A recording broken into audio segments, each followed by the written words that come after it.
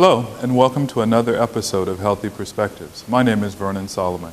We thank you for joining us as we continue our Women's Health series. As mentioned last week, women's health covers a wide variety of issues. These issues may range from breast, cervical, and ovarian cancers to pregnancy and menopause, from eating disorders to yeast infections. The health concerns plaguing many women are wide-ranging.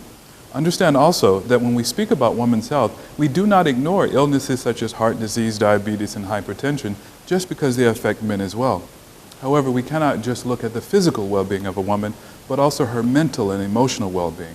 All three components support a woman's overall general health.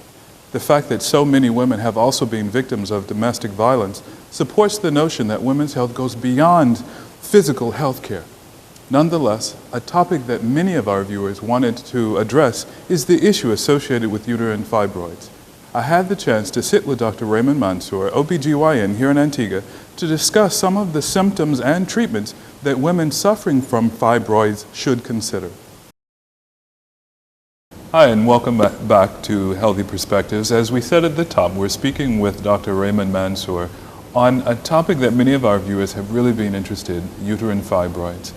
Dr. Mansoor, if we can jump right into it, and can you tell us what is it exactly?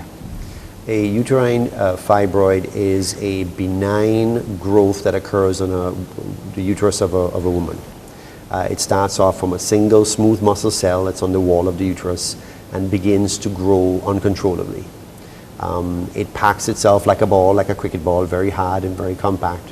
And based on where it's located in the womb, it grows to occupy space. So we tend to divide basically the fibroid into three locations. So if it's in the cavity, if it's in the wall, or if it's under the skin of the uterus, then they classify them based on that. Obviously, they also classify them based on size and based on also what sort of complications or health concerns that they are posing to the woman. They are benign, so they are not cancerous.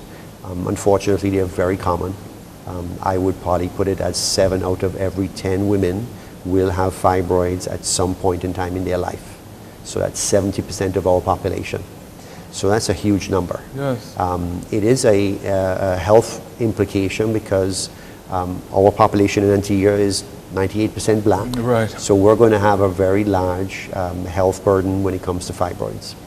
And we do know that people of African origin are going to not only, one, suffer from this issue earlier than, say, their white counterparts, but they're also going to suffer larger fibroids. They undergo surgeries at an earlier age, and they seem to recur. Even if you say you had a surgery to remove them, they seem to come back much faster than their white counterparts. But when you say, you've explained how they've started, but I'm sure women want to know why. Okay, we don't really know why.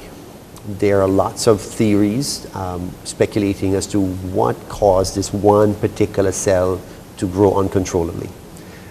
They look at anything from genetics to environmental factors to medications we might have taken and so forth. So they look at race. So they know that the black race is unfortunately 2 to 3-fold more likely to have a uterine fibroid compared to, say, middle American white woman, right? You also know that patients who are obese are more likely to have fibroids, so they're more likely, their tendency is higher. You also have patients who have an early onset of their period. Those who have late onset of having children are also predisposed to having their issues. We also know that there are some social habits that seem to predispose to patients developing fibroids. And these are tendencies. It's not necessarily equal signs, but they're tendencies. So we do know that alcohol intake, especially beer, can increase a woman's chance of having fibroids. Oddly enough, cigarette smoking doesn't seem to be associated with it. And they seem to think it may retard growth, but the studies aren't very clear on that. We also know that intake of food, certain types of food, can also predispose you. So when you look at intake of meats, particularly meats from cows and other animals, that you're more like about 2 times more likely to develop fibroids compared to somebody who does not eat meat. Okay. They also have vegetables, particularly citrus vegetables, that seem to retard growth or delay the onset of fibroids. So we know that there's some things triggering the cells to do something and others retard it. But to say that there's one single event that we have been able to identify as to the ultimate cause, because we grow based on go and stop. Right. So if a cell grows, there's got to be something that tells it to stop. That's the only way we function. Unfortunately, for that one particular cell, the stop sign goes away, and so it just develops. If we were able to find a trigger for this particular abnormality or change, then life would become a lot easier for us. Yeah. But we have not been able to find anything that allows us to stop that growth. And I'm sure it's frustrating to women because here it is, you don't know what causes it, which we've been talking a lot on this program and in the weeks gone by about prevention. Correct. So although they may be predisposed if as a black woman, but there's nothing that they can really do to prevent it? Pretty much, yes. There are certain things that they do in their lives that can predispose them to, say, delay the onset, but nothing really that you could say, if I took this medication, that I know I won't have fibroids. In the patients that you treat, how does that, if I may, how does that make a woman feel? Here it is something that about they themselves that they almost have no control over. It is tough because, that's the number one question that everybody asks. So, doc, how can I get rid of these? How can I turn them off? How can I have stop them from coming? And really the answer is, I'm not sure. A lot of the times what we do is we effect a certain treatment to them, whether to delay growth or to excise them with surgery, so that we can alleviate whatever issues that they're posing to the patient at that particular time. But there's really nothing that I can say, take a woman who does not have fibroids, all I could say to her is, healthy lifestyle, moderate intake of her meaty intake for particularly cows, increase your citrus and your vitamin. Vitamin A has also been shown to also sort of stem the tides of growth. Okay. So just a general healthy lifestyle, avoiding alcohol, in particular beer, so that you can maybe minimize your risk. Unfortunately, there's nothing to make it zero. So. What begins to happen for a woman to even think that she may be suffering from a fibroid? The number one thing is the periods change. So it could be several changes. It could be changes that increase in flow or increase the length of days that they would have their menstrual periods, increase the amount of clots or the clotting that they would do, and pain during the periods. So a lot of it is surrounding the period time as the most common presentation. Doc, my period is normally 3-4 days, but now I'm bleeding 7 days. And now I normally use 10 pads in a cycle, now I'm using 20. Okay. So definitely an increase. So one of the top differentials that you would put is a uterine fibroid in, say, a woman of reproductive age. Second thing that they can present with is abnormal uterine bleeding. So not necessarily a set pattern, just that they bleed whenever. So outside of the cycle. Period, correct. They might be having other bleeding. Those are two main ones that they will show up with. The third thing that they could show up with is pain, chronic pain or pain associated with their periods. Fourthly, they can present with a tumor, a mass. Okay. Their belly is getting bigger. So the fibroids have reached a size now where they're occupying space in the lower abdomen. And they can also present with some other ways. One of the other ways that we can see is infertility. Because the fibroids can occupy space, they can make the uterine shape be deformed. So for women trying to get pregnant can actually be delayed or deferred because of their presence on the uterus. They can also present by having difficulties with either stooling or urinating, because remember the fibroids, the uterus is in the middle, you have the bladder in front and the rectum behind. So if a fibroid is growing between the bladder and the uterus, then it could push pressure on the bladder and cause the woman to go to the bathroom, say more than the 1 or 3 or 4 times she would pass in a day.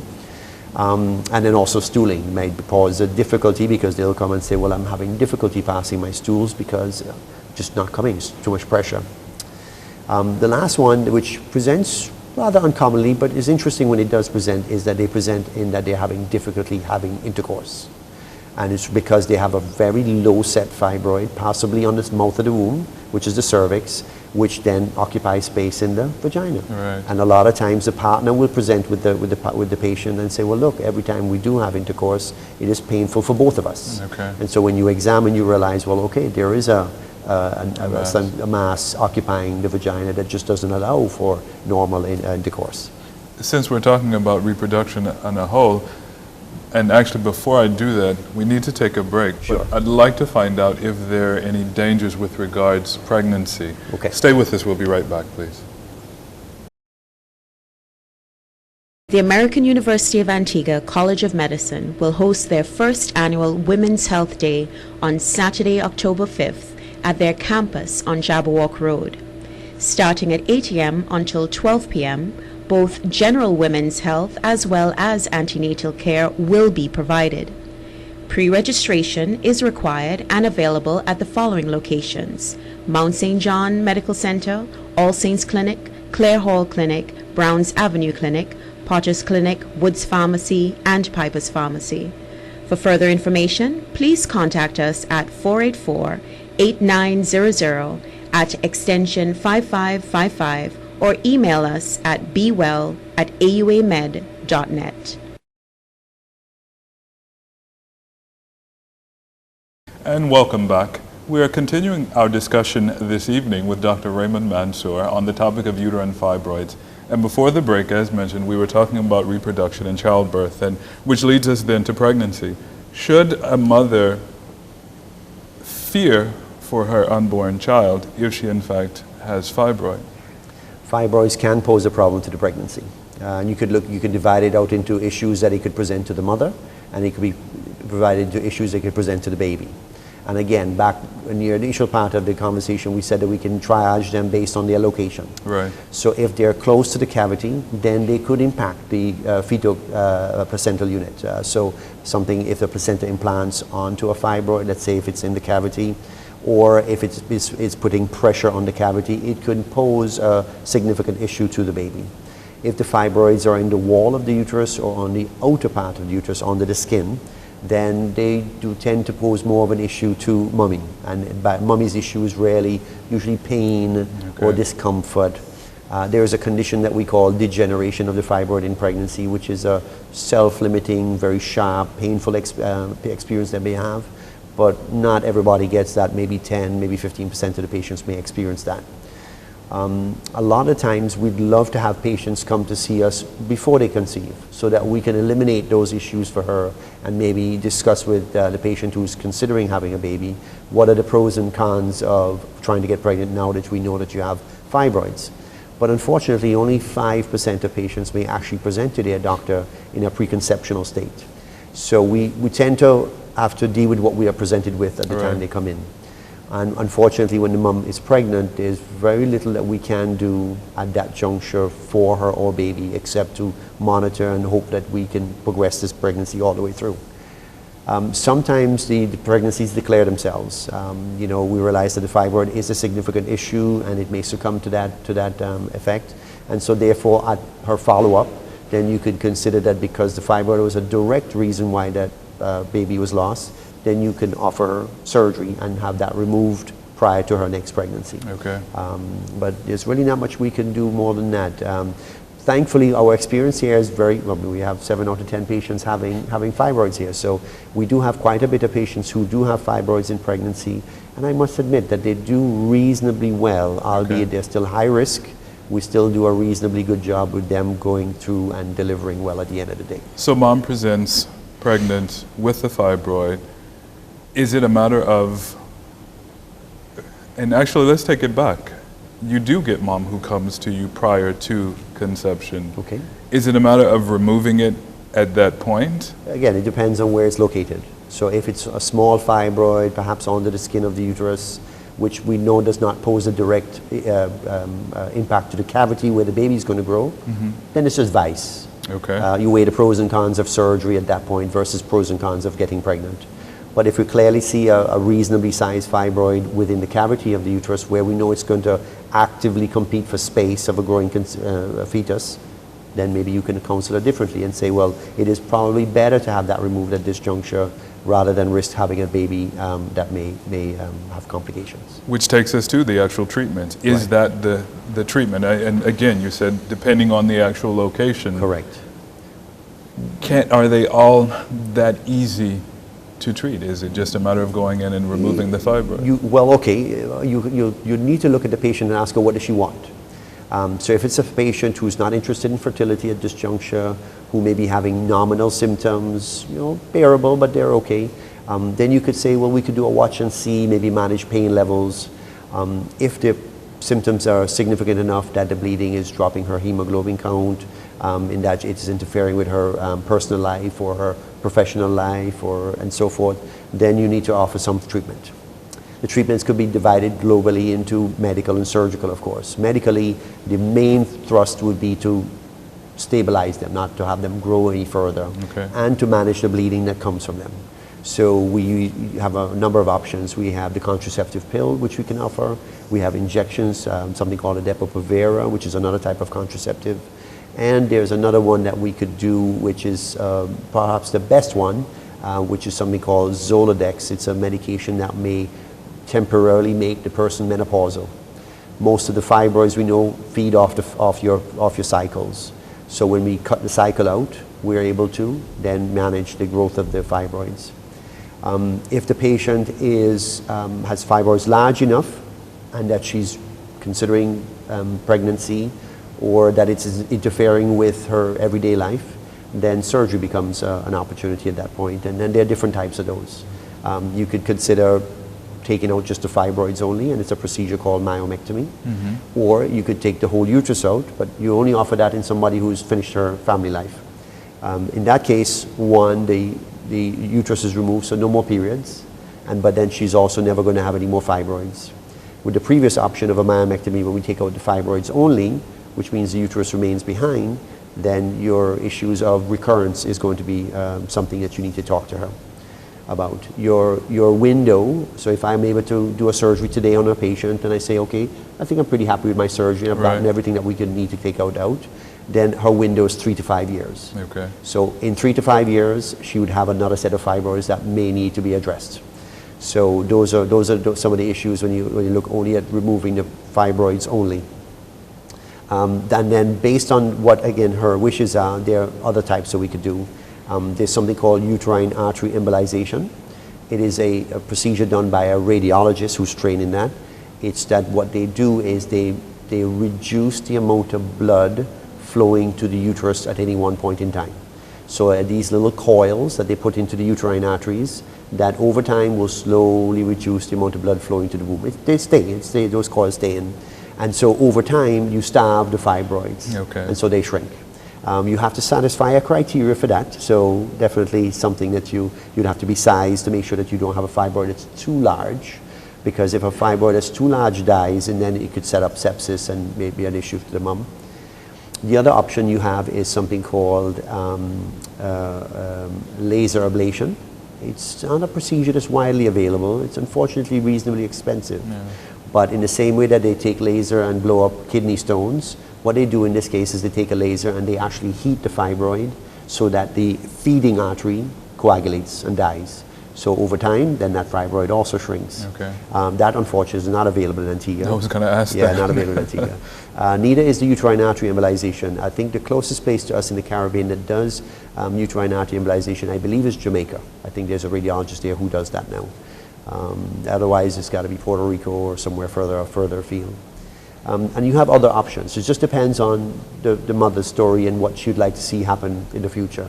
And this is probably a controversial question, but do you find, and it may not necessarily be the case here in Antigua and Barbuda, that sometimes surgery is a bit aggressive when it comes to fibroids?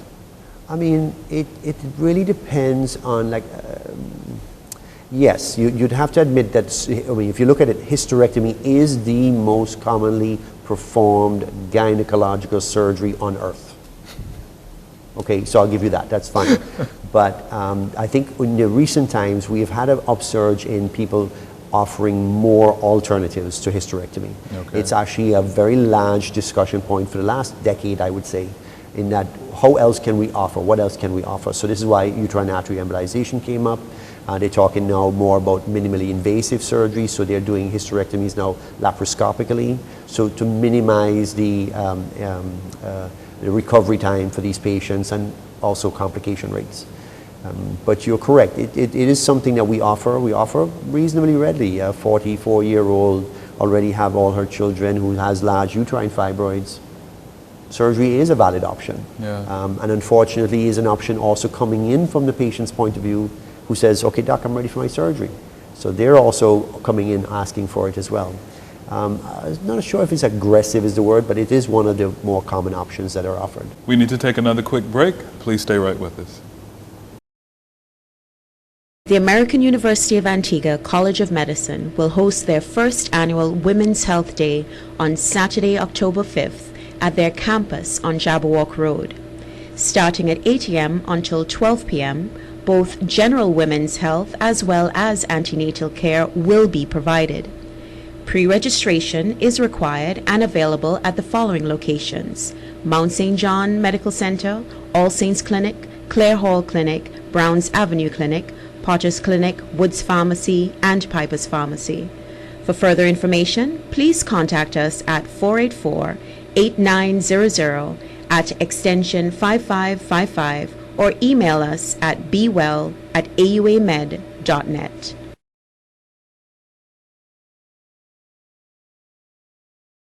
And welcome back. As mentioned, we're continuing our discussion with Dr. Raymond Mansoor, talking about the subject again of fibroids.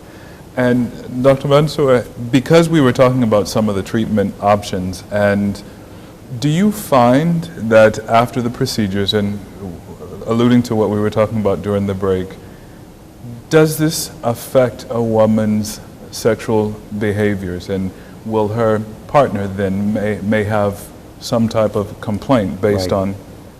Okay, well, yes, you do find that there are some patients who will come in and complain, especially since in some cases the discussion does not occur before the surgery.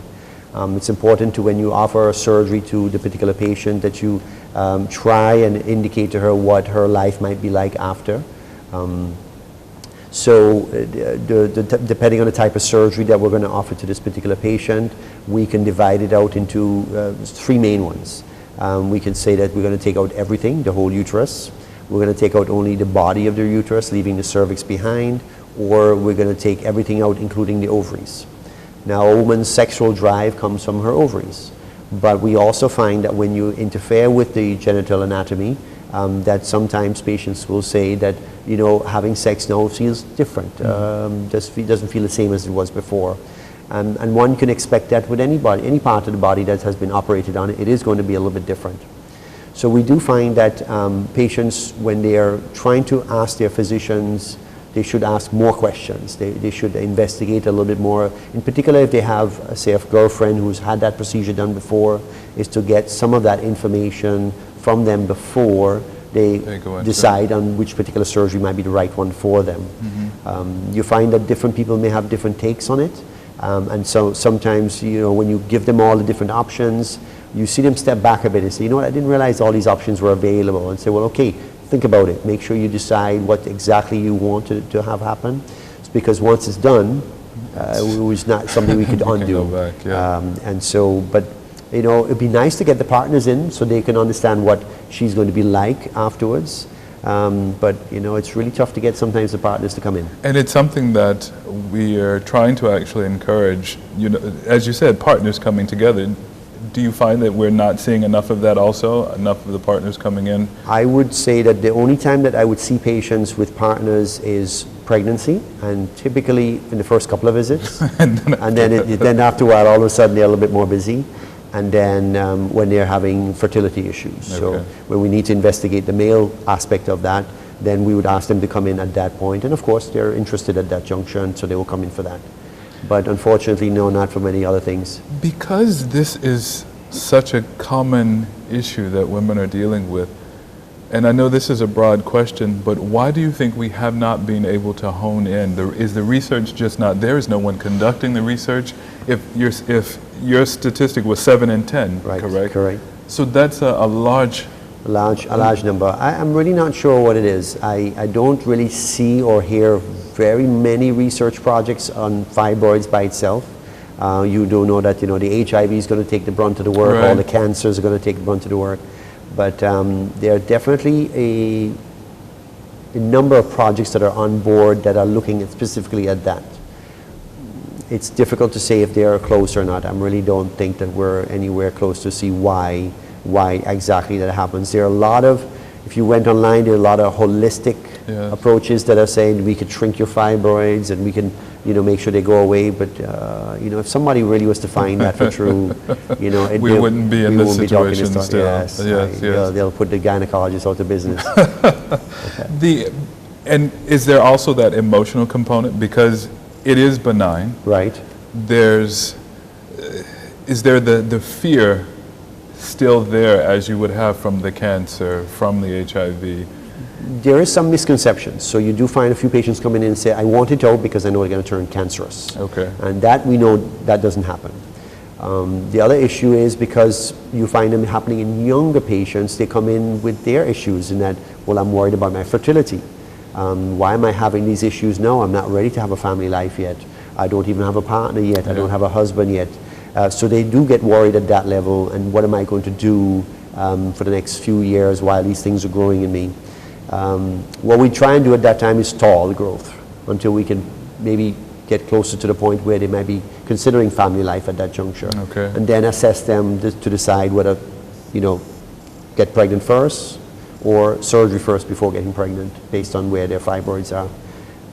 So that's pretty much how we would approach it usually. And we can't even say or encourage our viewers to focus on prevention. What we can encourage them to do at this point is to stay in touch regularly with their healthcare providers. And like I said, a good healthy lifestyle it will do its part. Just good exercise, good healthy eating. And you did mention diet twice now. Yeah. Are there any specific foods that women are encouraged to eat to either slow its progression or to help reduce? Well, vegetables in general, fruits, particularly citrus fruits, we know do very well. And also to sort of reduce the intake of certain meats. Now, I'm not against cattle or I'm not against beef at all, so hopefully nobody's going to get in your office. But yeah, so it's just that we know that unfortunately those who have a high intake of that, say in comparison to the normal, do have a 1.6 to 1.7 fold increase in their potential to grow fibroids. Okay. You also know that there's also some race predilections. We also realize that if you went to, say, China, incidence of fibroids is much less. But you took that Chinese lady and brought her over to the West Indies, her rate is going to be equal to half of ours. Interesting. So we do know that diet does play a part. But unfortunately, it's not the only one. There's other factors that come into play. Thank you very much. Thank you too. I'm sure, again, this is a topic that we can talk more about. All day. Hopefully our viewers, if they have additional questions on the very topic, that they stay in touch with us. Absolutely. Again, thank you for sitting here. Thank you for having I'm me. sure we will invite you back again within the very near future. Thank you very much. Thanks a lot. Okay. Stay with us. We'll take our final break. We'll be right back. While we may be limited in resources here in Antigua and Barbuda, there are still a number of options that women suffering from fibroids can and should consider. We encourage you, please sit with your healthcare provider and ask questions. If you are unsure what to ask, email me at bewell@auamed.net and I'll send you some information, a questionnaire that you can fill out prior to going to your doctor.